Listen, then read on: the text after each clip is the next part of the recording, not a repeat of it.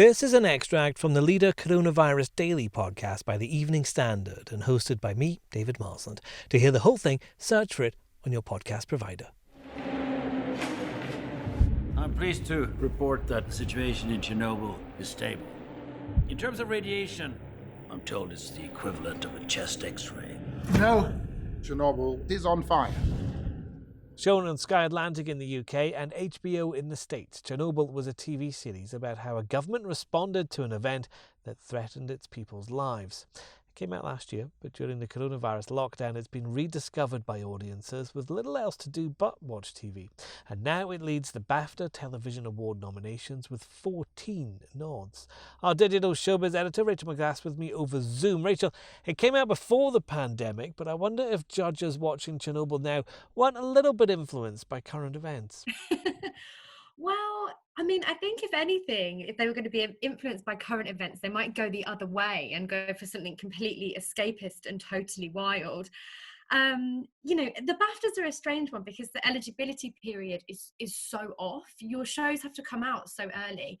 So when you kind of hear, the BAFTA 2020 nominations are coming, and then you see the shows that come, you think, oh my God, that was so long ago. Fleabag feels like it was made in another world. So it's always a bit of a strange one. It's almost like looking back into ancient history, really, because there are some shows on there, things like The Greatest Dancer, which required huge audiences that we just can't make right now. Completely. It's very strange, and The Greatest Dancer came back as well. We had another round in January that I'm sorry to say nobody watched.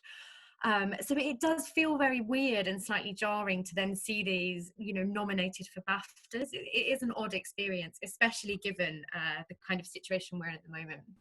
14 nominations for Chernobyl, and that ties it apparently with Killing Eve as the most nominated show of all time. Does it deserve that level of acclaim? It's an interesting one because it's a shorter series than what we normally see. But, it's this fantastic Sky and HBO production. If you haven't seen it, the production values on what Sky and HBO have been doing together are out of this world. The recreation is completely incredible.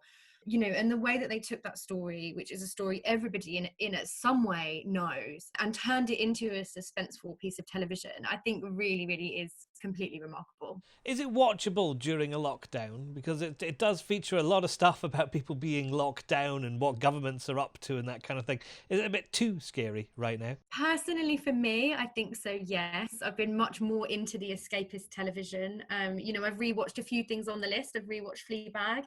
I might go back to The Crown, which is also a bit more serious, but not quite so close to home. But, if you're looking to kind of use your time to catch up on these prestige dramas and these amazing shows that you might have missed, then it should definitely be on the list. Search for the Leader Coronavirus Daily on any podcast provider to hear more from the podcast.